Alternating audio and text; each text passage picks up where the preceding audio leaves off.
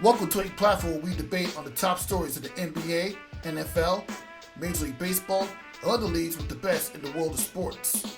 You'll also get interviews with many athletes and media talents at several basketball events, including the WNBA and college basketball. My name is Rafiq Ulazon, and this is Nothing But That Sports Talk. Headlines a lot of times go to the Liberty and the Aces, and the turnover's going right to the Lynx tonight. Carlton picks it up, scoops it up, and gets another lay-in.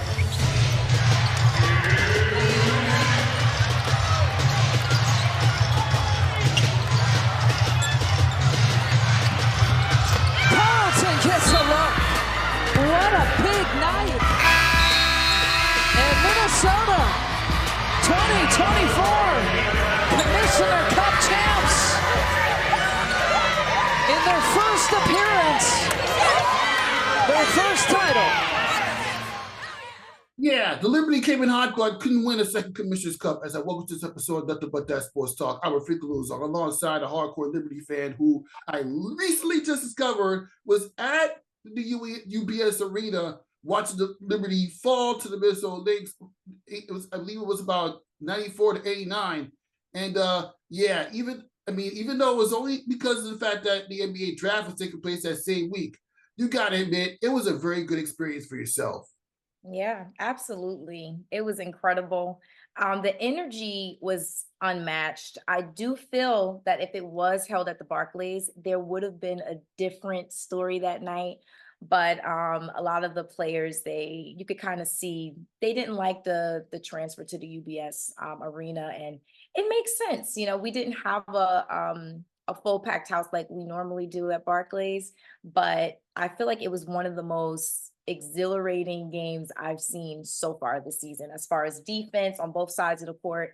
The Libs, they struggled. They definitely struggled against the Lynx, and you could see the end result. It painted that picture. Mm-hmm. Yeah, and you got to enjoy it from the suites. I know that's exciting.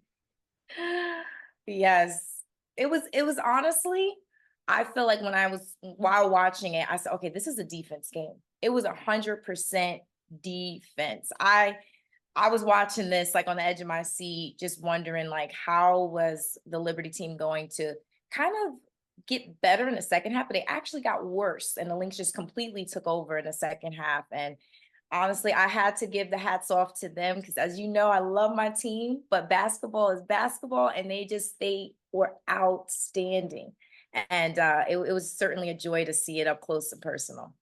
Yeah, I know it's enjoyable, and obviously I would have been there if I didn't have to work. I'll tell you what I had to work on that same day when we get off the air. But besides the points, being able to watch how the UBS stood up, and the fact that they actually have a professional basketball game in that arena for the first time, that's something you need to be excited about. And I'm sorry that I failed to introduce you on the show when I got straight to talk about the Liberty. This is Briah Flower. Briah Flower. Did I say it right? Yes, you got it. Yeah, she has her publication Sports with Brie, and she's a New York 40 under 40 honoree, and she has her own show on Live Takes. I'm sorry I couldn't get on your show because I don't really have access to the app, which is what I do have, but I promise you, whenever I get access to that app, I'll come on the show. Yes. Let's not even debate. And that's besides the points. I know a lot of people that went there as fans and workers. I mean, obviously, Bianca Peart was there doing her work as a stage manager. And don't forget to check out her fit check videos with the commissioner, Captain Engelbert, and the yes into the arena. If you haven't seen already, make sure you check it out. And then she's a rising star, and Bianca is doing a lot of amazing things. And let's not forget the fact that even though the Liberty did lose, they're still one of the rising teams in the WNBA to start the season. They coming in hot. Absolutely. The first few months, having the best record, at least for the time being, in the WNBA, slightly ahead of the Connecticut Sun, which might not last after tonight when they face the Atlanta Dream, but that's besides the point. The Liberty are the team to beat in this year's WNBA season. Agreed. Absolutely. I feel like this team, it's so special because when you see their chemistry and their friendship, the bond, it's like it's honestly like family. They played together for years and they've built this, this foundation that I know is going to be years to come, them being the team to be the ones to beat, to get to that win, that championship. I'm hopeful for this year, but the Aces, they are nothing to mess with. Aja Wilson, I mean, she's absolutely, I mean, impeccable. She plays the game of basketball just like no other. She's in a league of her own. I have to do hats off to Aja. She's that one to beat. And I feel like she just exhibits that leadership quality. And Aces, they're definitely always sending us a run for our money on the Liberty side, and rightfully so. If there's anything I remember the most about the Liberty is being at that championship game, the finals, and watching that at our home turf and just seeing the execution at the end, the final seconds trickling down, and you're standing up, fingers crossed, everything, you're praying. And just to watch that defense was like, it was locked down. It was locked down from the beginning to the end. They were extremely explosive. But I do feel that the Liberty team is building on that. They're trying to be able to execute to win against these big stars. And Aja Wilson, she's not slowing down anytime soon. She's absolutely unstoppable. Unstoppable. No, she's not. Aja Wilson's a dog when it comes to scoring. Yeah. And she can hit threes, she can block shots.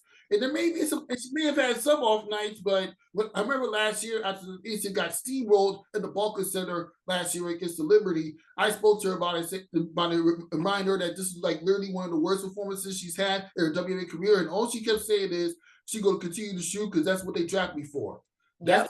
That's the type of mentality you need in order to win a championship. And yeah, what do you know? When we get to the finals, the Aces held Briah Stewart to 9 points. Talk about karma. Talk about karma slapping us in the face. And see that? We were a Courtney Vandersloot field goal. And in game 5, away for winning the championship, with Chelsea Gray and Kia Stokes having injuries in their legs and knees area. Yep. We were that close.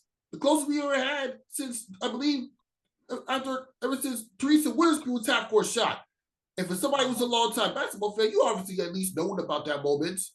Yeah, it definitely, absolutely. I didn't get that last part you said. I said, especially, I mean, obviously you at least know about the moment where Teresa Witherspoon had that half-court shot against the Houston Comets, and especially since she's coached the Chicago Sky, carried by Angel Reese and Camila Cardoso. Okay, yeah, Camila Cardoso, man, that team right there.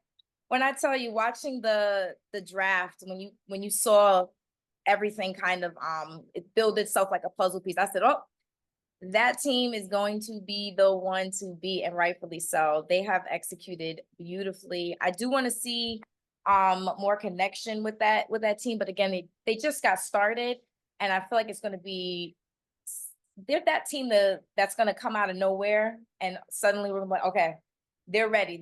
But I do feel like there's going to be some time to build on that. They definitely are a newer team, but I feel like they're going to be the ones that's going to come out of nowhere, and you're like, oh, there they are. They're gonna pave the way for that championship as well, for sure. I feel it. Yeah, the type of games that Angel Reese has built ever since the national championship win against Iowa Hawkeyes in 2023, you know she's gonna have a promising future in the WNBA. Yeah. Okay. Now, Cleveland, Chicago Sky, and the Chicago Sky has some good wins. They even came from to defeat Catilin Clark's Indiana Fever after losing to them twice in Indiana. But this is between coming back from 15 points down to up and coming Indiana. The Fever team that hasn't been good in a while ever since Tamika Catchings left, and the 2-time champion Las Vegas Aces. And they couldn't even slow down Kelsey Plum because she's just knocking out shots from all cylinders. Yeah. When I saw Angel Reese, I feel like she's one of those players that she's locked in. Like, she just had an interview and she said she's a dog. And let me tell you, she is 100% a dog. We watched her warm up, and when I tell you, she was just laser focused and just doing everything she can do to propel her team to the win. And when I tell you, she's just in the zone right now, and I feel like nobody could stop her. And it's like a scary place. If you're going against this Chicago Sky team, it is a scary, scary turf right there, because when you look at it, like from outside perspective, you see Angel Reese coming in, and she's young, and let's be honest, a lot of people are watching the W for her performance, and rightfully so. She's built that, she paved that path, and her work ethic has kept at that bar. Like, she is the talks of being that rookie of the year, but it is early. But I would like to see her get that. But Angel has shown leadership. She has shown, I mean, she's so poised. And she still has that mentality, like, that you need on that team. She's a dangerous force. We just saw her up against Asia Wilson again. And just like the sportsmanship was wonderful to see. And you could honestly see that she's looking up to Asia in a sense. And I think that was like the beauty of it too. You're seeing like the new and the GOAT, you know, all in one. And I could definitely see that that friendship is going to also help her in the league, because, you know, they painted such a terrible narrative on Reese where I feel like it was misconstrued completely. But she is a dog, and she is the one to keep an eye out for, and I'm not taking my eyes off. You can't take your eyes off that, because Angel Reese is an up and coming star. Absolutely. And you know what? She's my rookie of the year. She's my rookie of the year. I don't care. Yeah. Sorry, Catilin Clark, how phenomenal you are, but come on now. You cannot pick Catilin Clark over a power forward that has 9 consecutive doubles in the WNBA as a rookie. Yep. I would not. Agreed. I would give it to Angel Reese. I'm sorry. I got a close friend of mine who coached against Angel Reese in AAU basketball. Yeah, Catilin Clark. And she even defeated Catilin Clark in the national championship. I know Catilin Clark defeated Angel Reese in the Elite 8 earlier this year, but let's not forget, she's been national champion. Catilin Clark is not. Angel Reese did not start the season 2-10 before Catilin Clark's Indiana Fever finally got it together, up until they got steamed by the Seattle Storm last night. But it's expected, because let's not forget, Sabrina Ionescu's Liberty was like this at one point before Jonquel Jones and Breanna Stewart got there. Right now, they're the talk of the town. And they had to learn the hard way that there's more to the WNBA than just the Aces themselves, especially since the Aces started off 6-6. But when that was happening, Connecticut was undefeated up until, of course, the York Liberty took them out. And the Minnesota Lynx, well, when you count the Commissioners Cup loss, they lost to Minnesota twice already. But don't worry, they could redeem themselves this Tuesday. But it's true. Yeah. It is. I feel like, for me, it was a no-brainer that it's Angel Reese. You know, Catilin Clark, obviously, she's been a huge reason as far as why everybody is watching.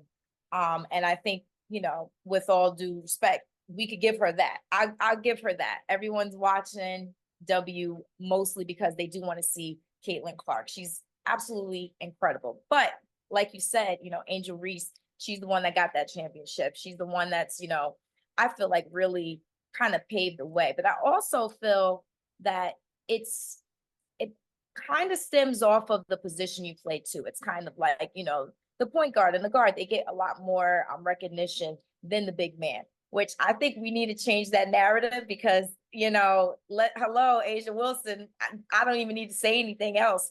But I think that is another reason, like, a lot of people, they like that Steph Curry, Sabrina Ionescu type of gameplay. And Catilin Clark was the closest that resonated with that. So a lot of people were looking at it like, oh yeah, she's going to be the next, this, that, the third. And, you know, we're forgetting, like, okay, basketball, yes, it's guard, it's this. But to me, the big man, if I have a solid big man, I know my game is going to go the way I need it to go. But a lot of people kind of, you know, they discredit that. And I feel like we need to kind of switch and turn the perspective on that a bit, because they just play such a pivotal role. And I don't think they don't get their flowers enough. They just don't get their flowers enough as a big man in basketball, especially women's basketball. Yeah, exactly. And there've been a lot of media actually giving Angel Reese the heat because like all they want to do is talk about how talk about her a lot. That's all they want to do is talk about her. Give the lady credit. Yeah. I feel like with Catilin, seeing her in person and watching her game, she's also somebody that's very laser focused. I feel like to me, again, from seeing her play in person, I feel like there is a little bit of a disconnect with her and her teammates. And when I say that, it's kind of like when you see her go to the bench, like usually like teams, they kind of like, come in together and you just kind of see the chemistry, so to speak. And that relationship is huge. And in any sport, how you come off the court and how your team greets you is huge. You really can't miss it. And I just felt like at a lot of moments, it looked like she was kind of alone in a sense. And that's like the best way I could kind of paint that picture. And then when she gets off the court, she has her bodyguard with her and he's kind of walking her through the tunnel. And she's kind of like you're saying, hey, Catilin. She's just laser focused. And it's kind of like almost as if she's kind of like detached from the team a little bit. And everyone around, they're like, yeah, she seems a little like, upset. They did lose that game. So I'm not expecting a, big old smile on her face. But I do feel that, she has a lot of weight on her shoulders. And again, media, they're so quick to, paint this narrative of her when, to be fair, she hardly ever, speaks about the Reese situation. She even said it. She's like, we're just competitive. Like, hello, we're just competitive. That's what the sport is.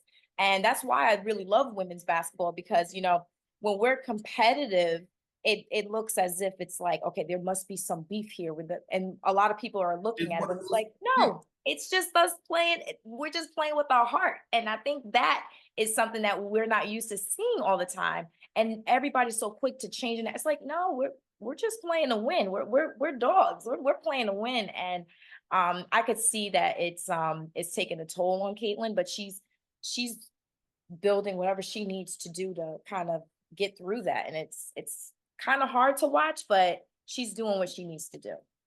Yeah, she really is. And I wish Angel Reese the best in terms of being one of the most important players in the WNBA. Right. All right. Yeah. Obviously, if you was running the New York Liberty organization, after what you experienced in the UBS Arena and watching play in the Barclays Center in the past, like, would you rather them stay at the Barclays Center or UBS Arena, just based on everything that's happening this week? Oh, 100% Barclays. For starters, and this is why the beauty of like actually being there was so important for me, because we had fans come in visibly angry. They said, why would they do this? Why would they change the venue? They took, so it's about an hour out of Brooklyn. So you imagine your Brooklyn fan having to travel all the way to Long Island. It was a bit of a hike. And let me say, it was a middle of rush hour. The time frame was terrible. Brianna Stewart was complaining about it. The fans were complaining about it. It was not easy to get to in any sense of the word. So 100% they have to leave it at Barclays. That's home. And the Libs, they actually played like they played a lot differently than what I've seen them play all season. It was very sloppy, and I don't want to blame it on like, this being like the home court advantage, because it really wasn't home. It felt like it felt like we were just completing another world. The home team lost in the Commissioners Cup, so let's keep that in mind. Right. So, they previously won. They came off, they were the reigning champs at one point, but I don't want to also make that the one excuse as far as why they lost. Teams play at different venues all the time. This isn't the first time and it won't be the last time. But I don't want to constantly just put, if we were at home, we would have won. I don't want to say that, because at the end of the day, the Lynx, they showed out. Regardless of what arena it was in, they showed out. The defense was impeccable. They actually have the #1 defense in the WNBA right now, currently. I don't know what they have in the water in Minnesota, but they bring out some defenders out there. But I do feel that regardless of the arena, the Liberty team did not perform the way that they wanted to. We did have enough fans in there. We had, everybody came in deep, but it obviously wasn't our arena. But it has to stay at the Barclays. No doubt about it. It has to stay at Barclays. It has to stay at the Barclays. Or they could go back to Madison Square Garden, but obviously James don't want that. Yeah, I think the issue with that is the Libs in Brooklyn, they're like family. So for us to have the same venue, I think it's perfect. Whereas, them sharing a turf with the New York Knicks, it's just like, let's just leave them in Brooklyn. It just it's a lot better. I'm actually from Brooklyn, New York, by the way. What's that? I'm actually from Brooklyn, New York, by the way. Okay, same. Oh, okay. I'm from Williamsburg, but I moved to Jersey, so it's obviously night and day. Oh, okay. I'm from Canarsie. Okay, right there. Yeah, so I'm like a 30-minute drive. I mean, when I take the Long Island Railroad, it'll take me like this, like 25, 30 minutes to get to the Barclays Center, which is short route. But if I'm going to UBS, all I need is the Long Island Railroad. Yeah, I actually have to take I attempted to take the Long Island Railroad, but it goes every hour. So I had to drive straight to the UBS arena. So another reason why it has to stay at Barclays. Exactly. I couldn't agree with you more. And the whole time I've been covering WNBA since 2020, and so far I've covered the Liberty game against Seattle Storm in 2021, I did the WNBA draft in 2023, and I also covered Game 3 and 4 of last year's finals of Liberty and the Aces. And that's for those who that started watching nothing but that sports talk or don't really watch every episode I publish. But that's besides the points. This New York Liberty team is building something. And let me answer this. Now that we're like literally almost halfway through the season, do you think that this New York Liberty team is better than their 2023 championship run? Ooh.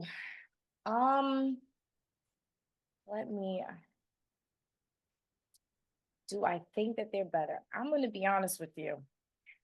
After the last couple of games, I feel like they have they're at this tier where when you're at the top, it's kind of harder to keep going, because you're already expected to be that champion, so to speak, right? You already got the crown. So right now, the Liberty, they've been wearing that crown. And even when they lost last season, they still had the right to wear that crown. And I'll be honest, I don't feel that they're the same team. There's a couple of, things that they do have to work on. They do have some new players onto the team. So I feel like chemistry is huge here. In any sport that you play, if you guys don't have a chemistry or solid foundation, or if it's constantly being changed, you have to build on that. We've seen it with many teams, even in the NBA. It takes time to build on that foundation, period. I don't care if it's 2 new players, 3, 1, it's going to take a toll on the team. And while you have Stewie, you have Sabrina, they're still the go-tos on that team.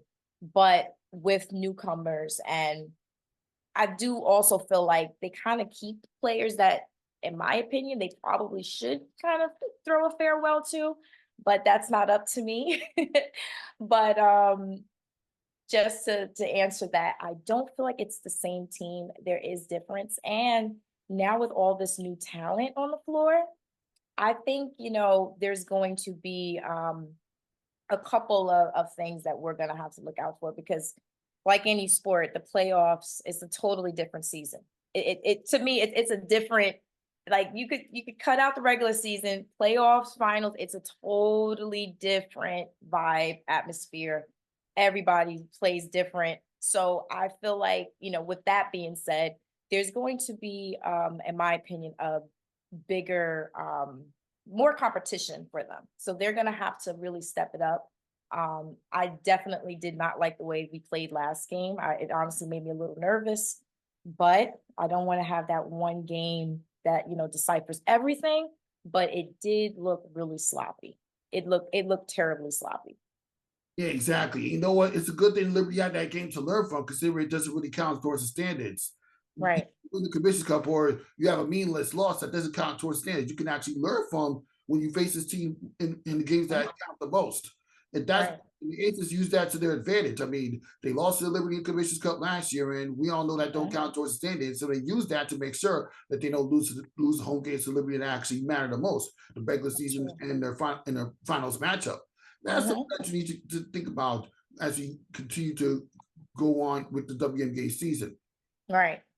I agree 100%. This is like a learning opportunity for them, because let me tell you, the defense that the Lynx put out was out of this world. They had Sabrina locked down. She made 2 out of 9 attempts in the second half.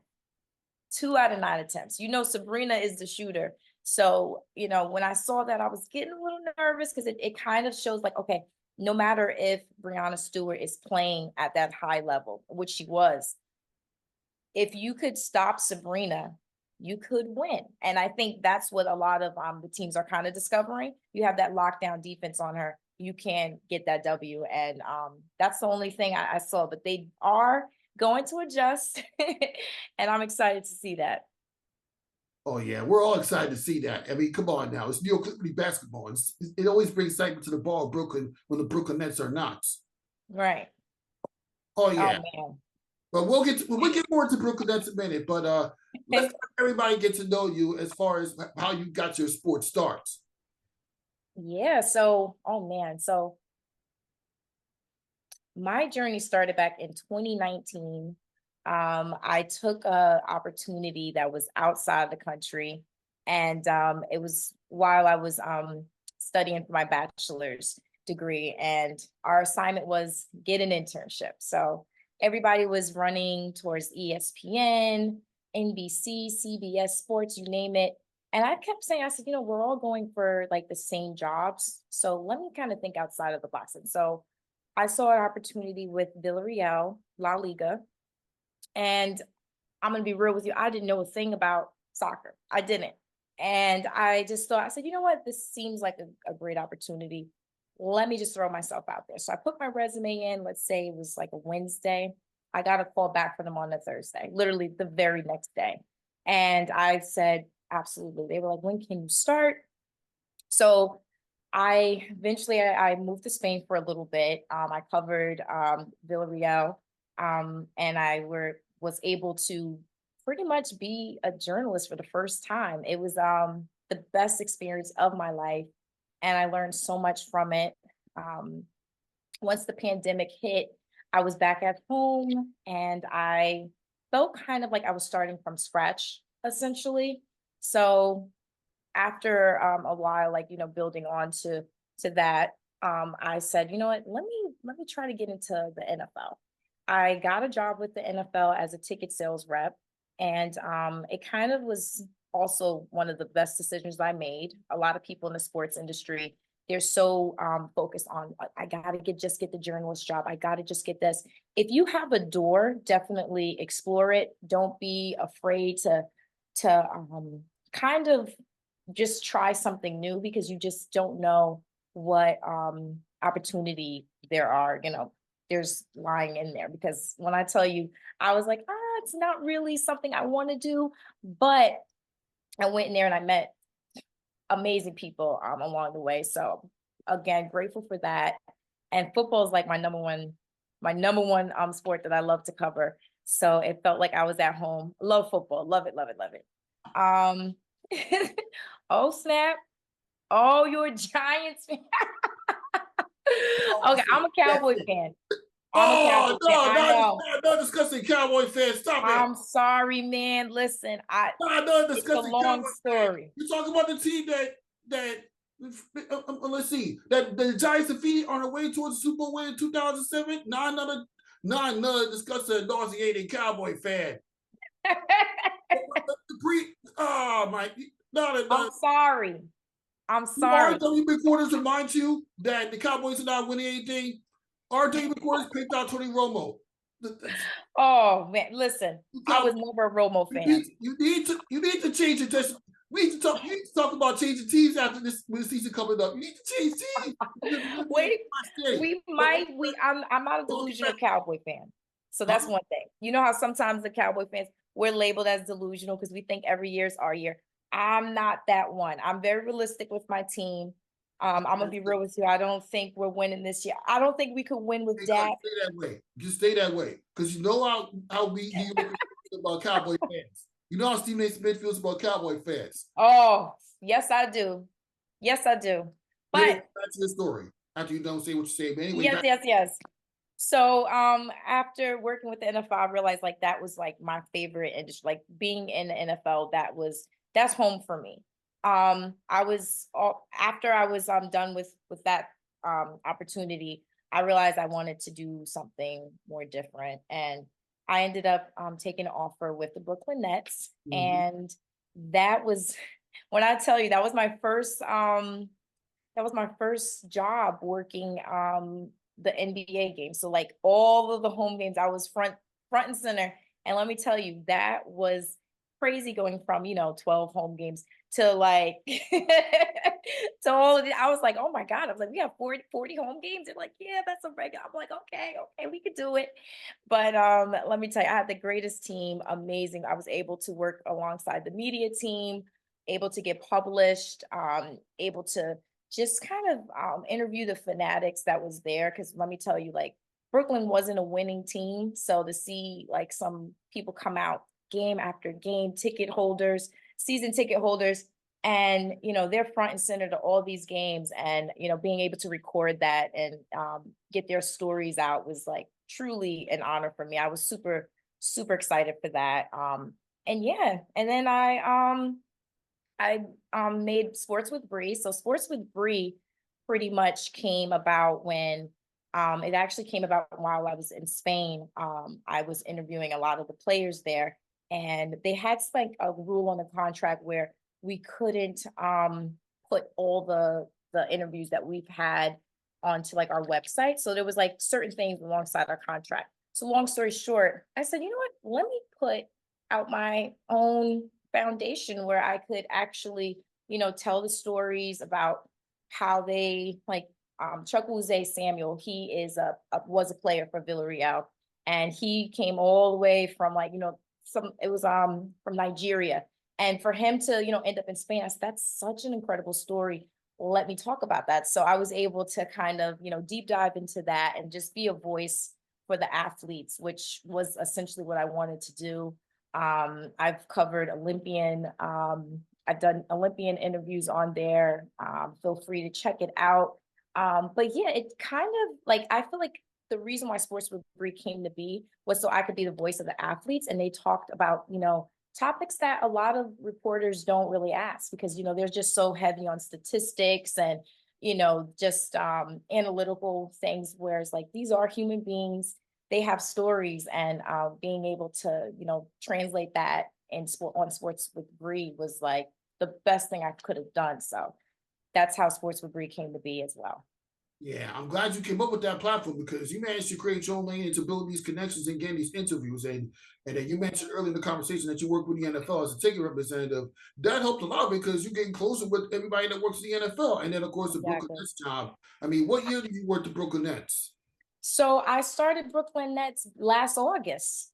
Last August? Oh, yeah. Last August. Oh, yeah. The Nets were good after that. It's been the struggle over there, man. It's been the struggle. And, you know what? You traded Mikel Bridges from that team to the team. I know. I'm actually really excited about that. Mikel, first off, he plays with a lot of heart. He hasn't missed a game ever. Like, this man plays with heart, and every game that you would see him in, he's putting his all out. I do feel like there was some issues, with who's going to be the one to be the number one on the team, and he filled those shoes. But I do feel like there was a disconnect, with Cam Thomas, and and what have so when you do look at it, I do feel like Mikel will be better coached with the Knicks, and I feel like he would be a great fit with the way that the Knicks are set up right now. Like you got Randall, you got it's a lot that he could build off of, whereas the Nets is like he was pretty much it, you know. You had Cam Johnson every now and then. He was very inconsistent. Cam Thomas also, you know, he put up like 80 shots, but you know, he wasn't always connecting. So it was a disconnect. And Claxton is still, you know, up in the air. No one really knows where that's gonna fall. But I feel like that's honestly the best thing for him, and I'm really excited for him. And it's hard for me to say that because you know, we're watching them in the office like take down his like the fat heads of him all on the walls and whatnot, and all the posters of him. And all I could think of is just like, yeah, he's gonna be in a better place where he could exhibit his talent, just like Kyrie was in a better place to exhibit his talent, just like KD is in a better place. Because sometimes the players aren't, you know, they're not compatible in the sense of just working with each other. But I do feel like he'll be a perfect piece to the Knicks puzzle. Yeah, he is, especially uniting him with the lower boys. Yeah, that's gonna be amazing. Yeah, come on now. Imagine their top four players, or four of your top players of the Villanova Wildcats national championship teams in 2016 and 2018, all Yep. come back to play in New York City. I mean, come on now. You had I have to go. I'm gonna be real with you. I got a Knicks hat too. Okay, I'm gonna come in there with my Knicks. Bring out the Knicks hat, please, because I know you're gonna find it now. He said, "Pull out the Knicks." I do have my Knicks gear, but I will be front and center to watch Mikel in a Knicks jersey. I feel like it's gonna be special, like you said. He's gonna be reunited, and it's gonna be. They're gonna be playing like college, and to me, college is like the best basketball to watch. So I'm excited. It's gonna kind of like ignite a new flame that we haven't seen. So to see that reunion is gonna be pretty amazing. Yeah, you knew that reunion was gonna come after bringing Dante DiVincenzo in the last offseason, who carried the Knicks to a Game 2 victory against the Philadelphia 76ers, and Josh Hart in a game winner in Game 6. Mm-hmm. Like the Villanova boys didn't carry everything when they were banged up with injuries up until they lost Game 7 against the Indiana Pacers. But that's not the point. The fact of the matter is, these last 2 years have been the best years the Knicks have had since Jalen Brunson came on the team. And everybody keeps saying, "Oh, he's not worth that bag. He's not top 10 player. He's not Kevin Durant." Stop sleeping on players that are not Kevin Durant, LeBron James, and Steph Curry. Stop sleeping on them. Yep, stop sleeping on them. Start pulling the rabbit out their hat. When they start giving you playoff series, then you're gonna end up regret. Not sleeping on them. People slept on Julius Randle when he came to New York after having not so great numbers, teaming up with Kobe Bryant, may God rest his soul, in an LA uniform, and only played one season with the Pelicans, averaging 19 points per game. You came to New York, and 2 seasons in, you surprised everybody by carrying us into the playoffs.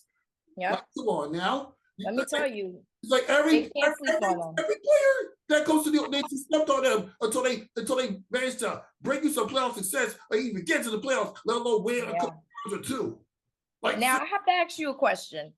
Do you think that this Knicks team, okay, let's take out Mikel just for a moment, right?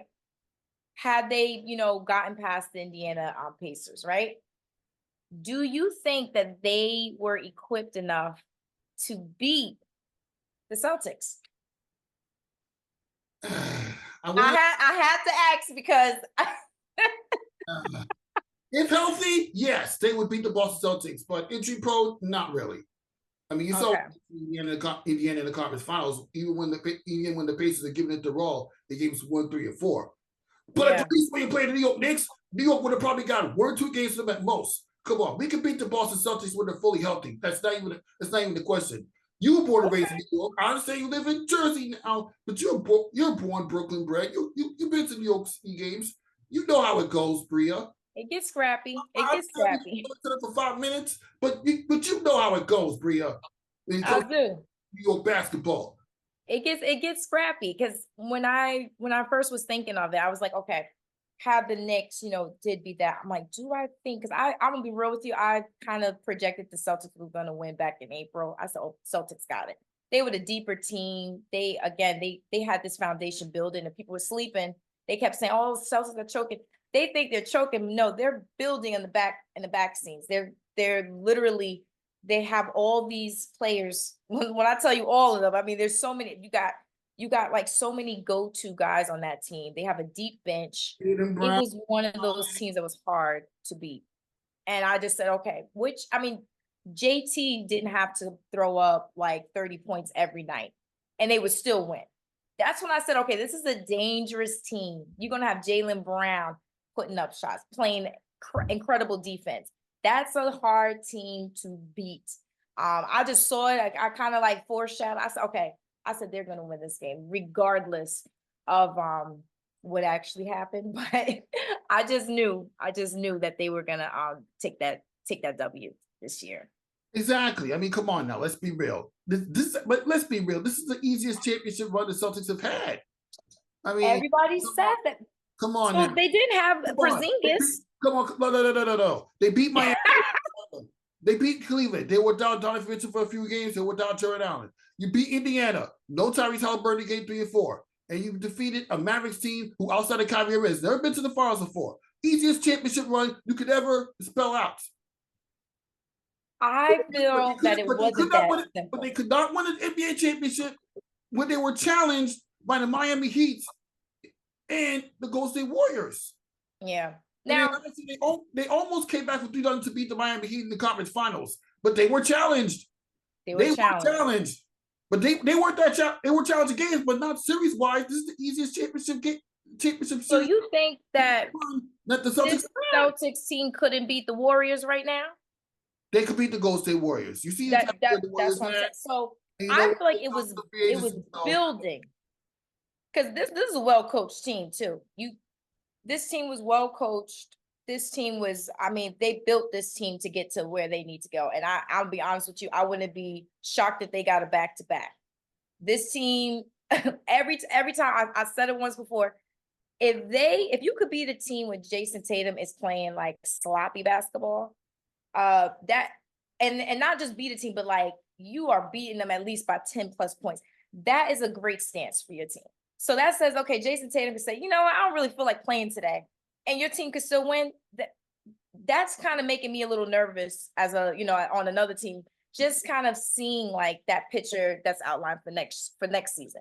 That means, okay, Jason Tatum, he doesn't even have to play to the top of line performance, which was expected of him. He didn't even have to do it. He could sit down for a little bit.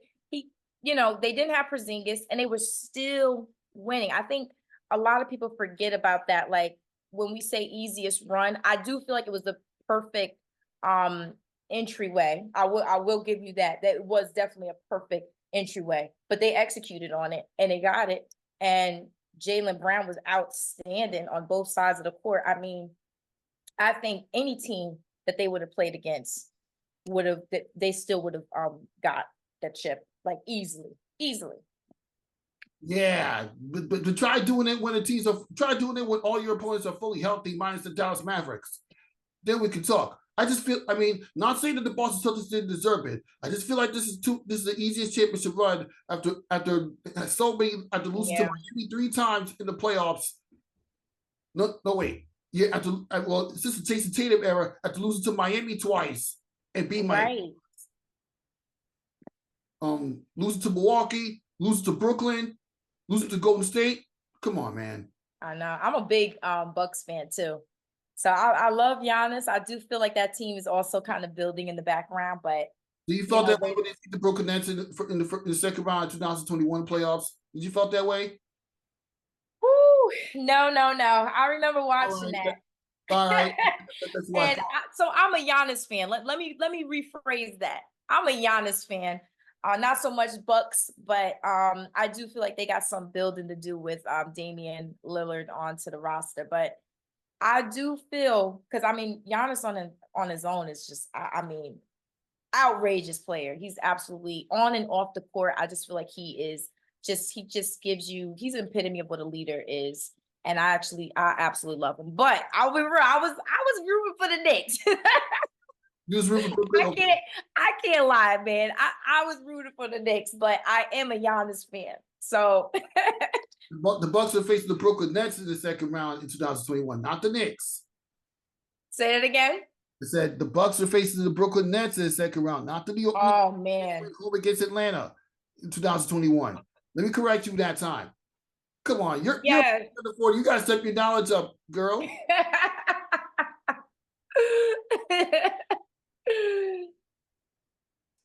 All right.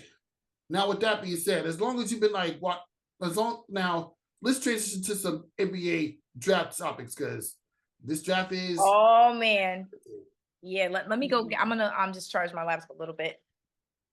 I mean, when you watch this NBA draft, it's being that it's a 2-day event now compared to recent years where everything was done in one night. I mean, what do you think of the whole change of the NBA draft this year compared to recent years? Sure. I'm gonna be honest. I feel like the excitement has been kind of different. Is that just me? I feel like the excitement for the draft wasn't as like a lot of people, at least myself, we were kind of like, okay, well, who's gonna be, the number one and who's gonna be it was kind of like not as advertised also. I don't feel like a lot of people were advertising it, even like the teams itself. Like my team, they weren't it wasn't like a trending topic, I guess I should say. So a lot of fans they didn't really care too much about it. If we're gonna call a spade, if you look at like the analytical numbers, it wasn't like one of the top talked about moments until Bronny until Bronny got picked. Everyone started talking about it and then doing a little more research on the guys. But this was probably the most low key. I would say this was probably the most low key draft we've had. And I don't know if it just has to do with the talent or the way, like you said, they executed it. But that was certainly something I've noticed being a huge difference between the two. Yeah, the WNBA draft is way better than this year's draft. Let's be realistic. Oh, 100%. This is a rare year we can say that because the WNBA had like that is the most watched draft in life. More watched than when I went to last year when they did Spring Studios. The fact that the WNBA stepped up their viewership after this year's draft with Catilin Clark and Angel Reese, that's better. This year's draft, I mean, aside from the players I've interviewed during the Big East tournament and the Big East Media Day, and Brian James, I don't even know most of the players. Right. That's exactly. Everybody was kind of looking at, I also feel like it was a kind of like a competition thing. Like they're like, okay, we know Catilin Clark's going to be number one, but no one expected Angel Reese to be chosen that late. At least I know I didn't. I thought Angel Reese was going to be at least 3 or 4, So a lot of people, I think, were watching it to just kind of see where she landed at.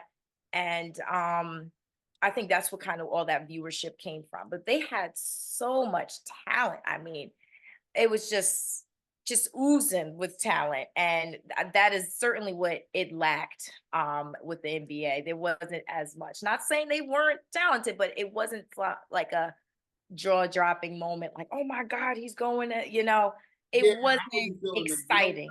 I thought, you know what? I fell asleep. I fell asleep like the earlier rounds. I mean, at this point, it's just a matter of seeing who the Knicks are going to pick, what the Knicks are going to do. And they traded a lot of draft picks and gained a lot of draft picks this week. Right. The New York Knicks and Briah James stole the show in this year's draft. Exactly. Before the draft even happened, after Mikel Bridges trade coming to New York, going from Brooklyn to Manhattan, and Briah James being drafted to the Lakers, and Rich Paul demanded and all the other teams dropped a nepotism bomb, tell them, do not draft Briah James. He's coming to LA. If you draft Briah James, he's going to Australia. You're right. You see that? And that built up towards pairing him up with LeBron James during his final years of his NBA career. That is something to behold. Yeah. I do feel like that's definitely the talk of like that. I feel like this is going to be the trending news for the next week, and rightfully so.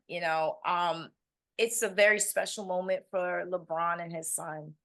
And I'm gonna be real with you. I didn't think that Bronny was gonna be I didn't think, not now at least, I didn't think this would be the time, but after seeing, a lot of press conferences where LeBron was he was very adamant on letting everybody know, like, he does not know how much time left he has in his career. So it was kind of like, okay, what are we going to do? Is now or never. So, seeing Bronny, especially coming back from such a scary That cardiac arrest, incident. man, that's Yeah, weird. that was like terrifying. I didn't even think he would want to return, but he loves the game so much. He has so much passion with it. And I knew, LeBron, he was very on to pretty much letting his son continue to do what he loved to do. And he was, I mean, all for it. So I do feel that, Bronny is going to, a lot of people are wondering if he's going to be in the G League or what, but I said no. I think he's going to be just good. I think he's going to be just fine with his dad. But it is going to be a lot because a lot of people are also talking about, is he rightfully there? Is he ready? To be fair, I feel like Bryce, his brother, is actually the one that's going to come out and start playing, like, not maybe to the dad's level, but at least, somewhere along the line. See, Bryce is absolutely insane. But to see Bronny, come out, I do feel that his dad's going to take care of him. And whether people like it or not, he's there. And I'm really excited for him. I think this is going to be well, obviously it's historical, but it's something that we've never seen before. So it's going to be really special to see LeBron and his son playing together. Like, that's going to be unreal to watch. Yeah, even though I don't feel that Brian James is ready for the NBA compared to LeBron Yeah. James when he came in, at least when you chill with your dad, you could probably learn something playing alongside him. That's gonna help. Right. Playing with him as a pick and roll second point guard and actually being a pass first playmaker. That's the type of style you need. And Yeah. the guy that's been in this game since 2003, you're gonna develop your game to the max. Right. It's gonna come with some time. It took LeBron James only 3 seasons to get his first playoffs and 4 seasons to make the finals. And well, I was a huge LeBron James fan when he was playing for the Cleveland Cavaliers.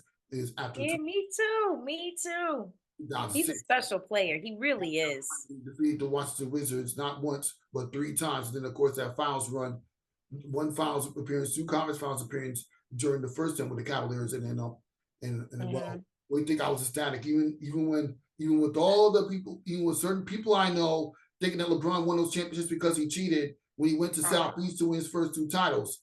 Why do you think I be preaching? I was like, you know what? I'll listen to them and stop my LeBron James bragging. But you know what? They're gonna learn the hard way not to sleep on this man when he finds Yep. titles. I agree. I remember when he came out and said, "I'm taking my talents down to South Beach," and I was like, "Oh my gosh!" He's joining Chris Bosh. He's joining, Dwayne Wade, and I think the thing that people like forget is it also took them some time to build on that.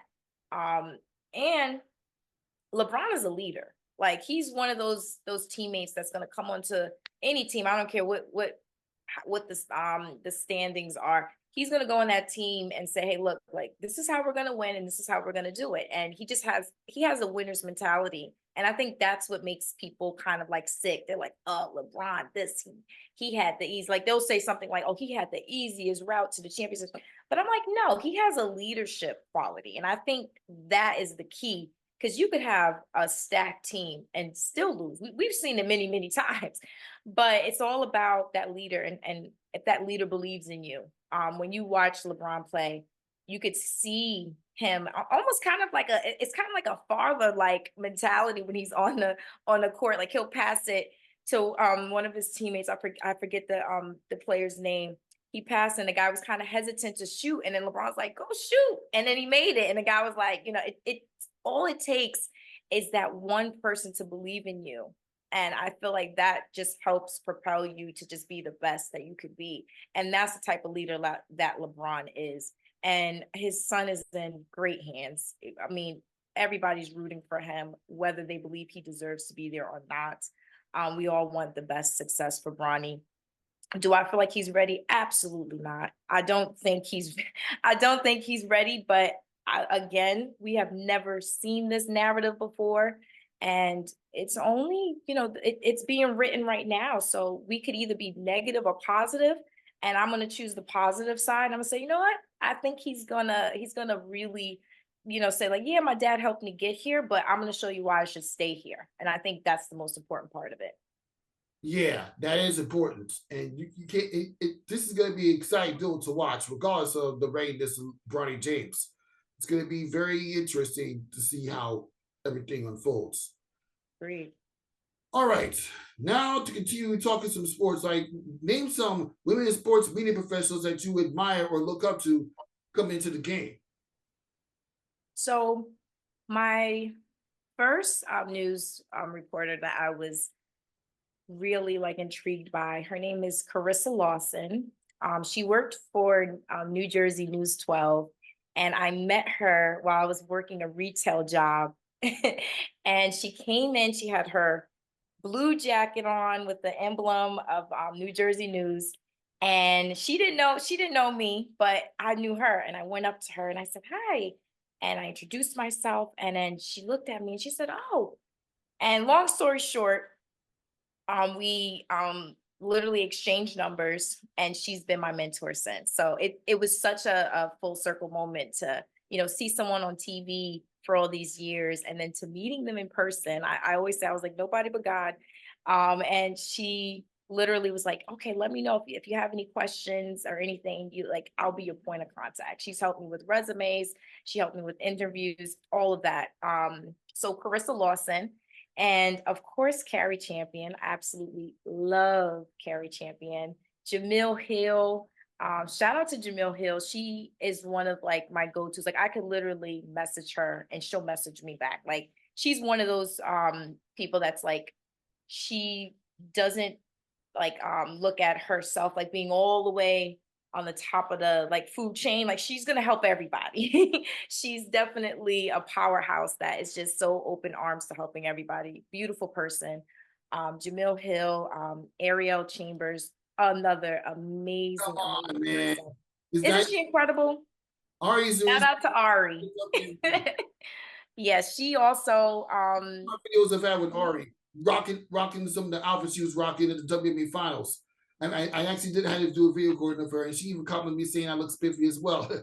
Oh, that's so nice. Yeah, she's amazing. She's amazing. But like, that's like right off the top of my head that I could think of. And like Ari's like literally the first, her along with Christina Williams from Girls Talk Sports TV. They were the first females I've interviewed on my on this platform in the studio in 2018, which is funny enough, not too far away from MSG Network, so Christina currently contributes to. But yeah, that's amazing. That's amazing. Yeah, I have to commend you for your work. You are helping pave the path for people such as myself. Exactly. And that is such a special gift you have, and I'm grateful for you too. Grateful for you. I'm doing all that without having a full-time job, unfortunately, but I used the time to commit to this. And eventually, credentials to the events I just mentioned, and I even got credentials from college basketball games as well. That's awesome. I mean, and you keep doing that. I feel like things like that certainly help add on to your career, and it's like the consistency is truly the key to it. Mm-hmm. Yeah. Now, obviously, for me, obviously Ari, she's one of the people I admire the most. Yeah, Monica McNutt, who's also been on the show too. Yes, Monica. Oh, she's incredible. She makes it look so easy. She makes it look so easy. Like her personality is like perfect. Perfect for the sports. You see what Stephen Smith did on the air? Yes, I did. I saw. He literally shut that man down. And she did it in such class and such, like she's brilliant. You could be talking about WNBA a long time ago, like 3 years ago, if you wanted to. It's just like first taking cover, and Monica was like, "No, I'm talking to you and you only." Yep, Stephen, talk about it. Talk about it. He was shocked. He didn't even know what to say. He said, "Oh my God." He said a lot more on his podcast, to be fair, but yeah. He did. He did. Because you know what? He had to. That man was shook. He didn't know what to say to Monica, and Monica was waiting there like, okay. okay. And he was at a loss of words. He said, oh, I got to say something. I got to say something because she literally, she silenced him. He didn't know what to say. He did clear it up after the fact, but it was that live moment that really spoke volumes, because anybody could do a pre-writing on the set. But right off the dome, he didn't know what to say. And Monica handled it beautifully. Hats off to Monica. Yeah, she did. Yeah, she handled it very well. And of course, you got to mention Bianca Pierre and who else? I'm kind of blinking out. Christina Williams. I'm talking about the ball. Yes, Christina Williams. Yeah. That one we gotta admire. But yeah. But that's It's a long list. I'm so grateful for that. It's a long list. But let's get to your start, bench, and cut questions. Started with some WNBA players. And obviously we gotta feature one from the top 3 teams at least. Sabrina Ionescu for the New York Liberty, Tawana Bonner from the Connecticut Sun, or Nafisa Collier from the Minnesota Lynx. Start, bench, and cut. Oof. All right.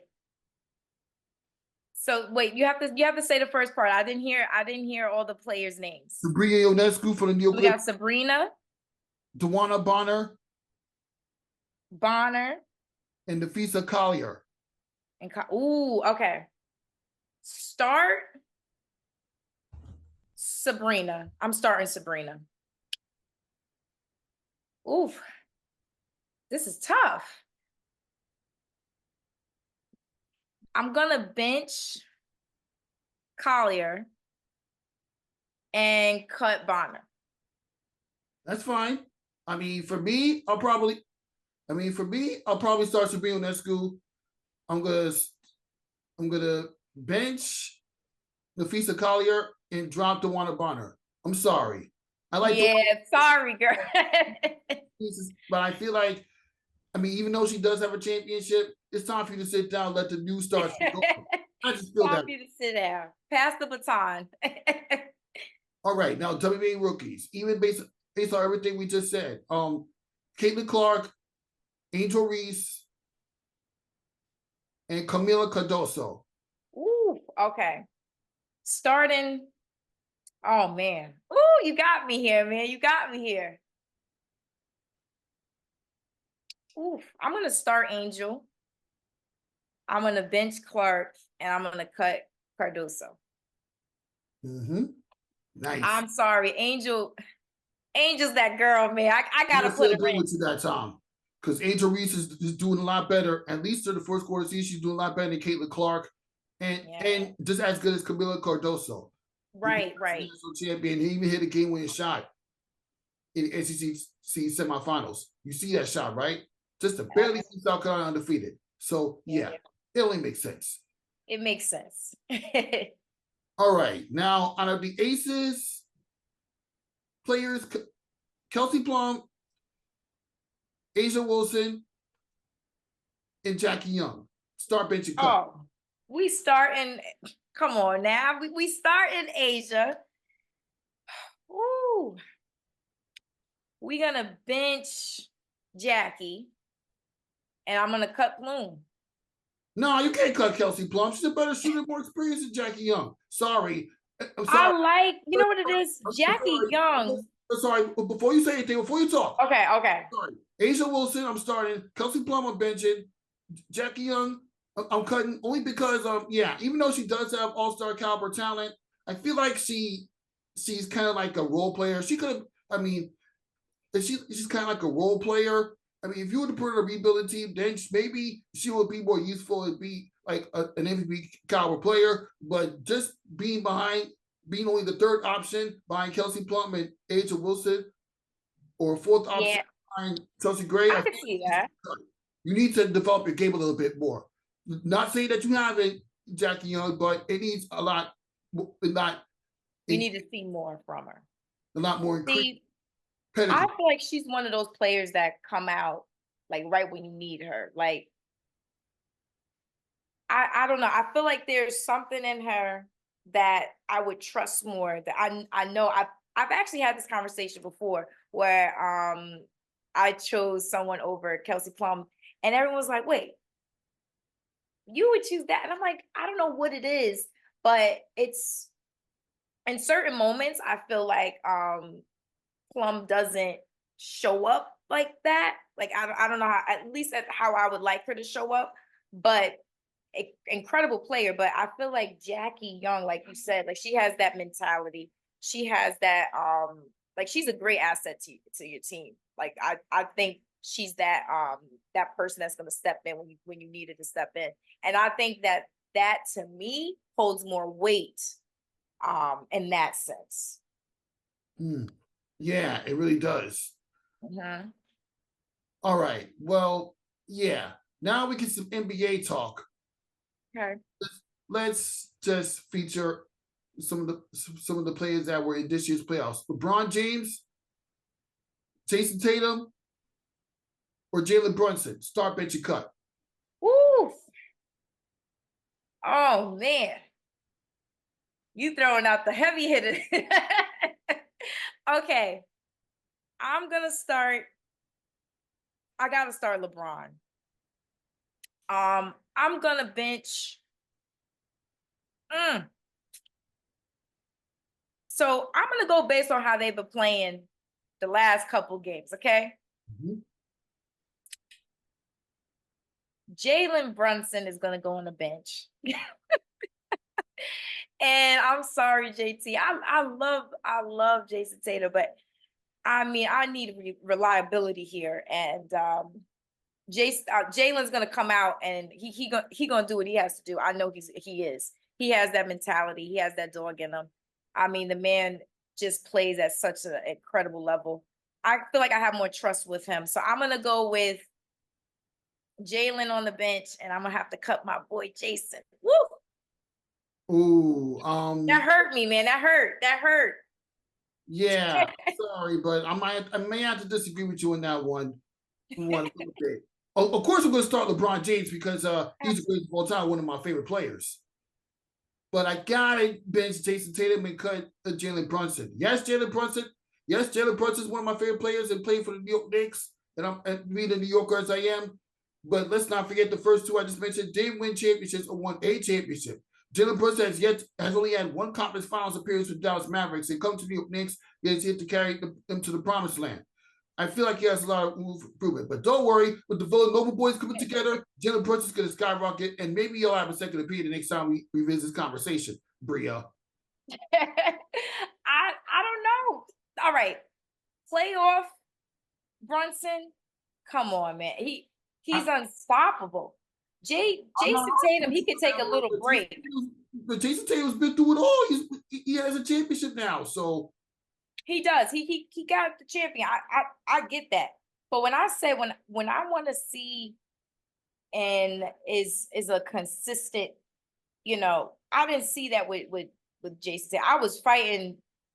When I say I kept saying Celtics are going to win, Celtics are going to win. But everybody kept talking about, well, Jason's not performing the way he was doing it. And because I felt because he didn't have to, his team is fully stacked and they are just have such a great, solid foundation. Now, if you put him on another team that's a little rocky, and I don't trust that he's going to give me that 60% at least like Jalen Brunson is. I mean, Brunson was coming out hot. And rightfully so. I do feel like it was a lot of pressure on Brunson, but based off of the last couple of games, Brunson was just money. He was just doing everything. Honestly, he was almost doing everything. But I think that explosiveness from him overshadowed Jason in this year's playoffs. Period. Yep, it really does. All right, that'll end this episode. Nothing but that sports stuff. Thank you stuff by Briah Flowers, and we definitely gotta do this again sometime because I love your enthusiasm. And we definitely gotta eventually go to a Nets or a Knicks game to get together. Absolutely, yes. Together at some point. We will talk about that off the air. Yes, yes. For Briah Flower from Sports with Bree, Rafiq Luzon with Nothing But That Sports Talk. We'll see you next time. See you guys.